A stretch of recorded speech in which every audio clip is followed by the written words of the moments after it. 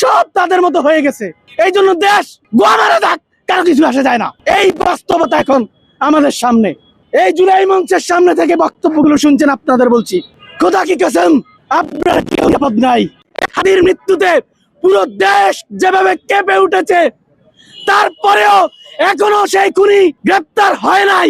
এর মানে কি এর চাইতে বেশি আর কাঁপতে পারে? তাহলে আপনার জন্য তো কাঁপা তো দূরের কথা, একটা শেয়ারও কাঁপবেন না আপনার জন্য। তা আপনার জীবনের নিরাপত্তাটা কোথায়? এই বিপ্লবটা সত্যিকার অর্থেই হয়ই নাই। সব শেষ করে দিয়েছে ইউনূস সরকার, সব শেষ করে দিয়েছে বিপ্লবকে কক্ষিগতকারী এনসিপি, সব শেষ করে দিয়েছে যারা পকিন্নি থেকে কোটিপতি হয়েছে। বাংলাদেশে একদম নিরেট ছাত্র জনতার নেতৃত্বে নতুন করে আমরা আরেকটা বিপ্লব সাধন করব।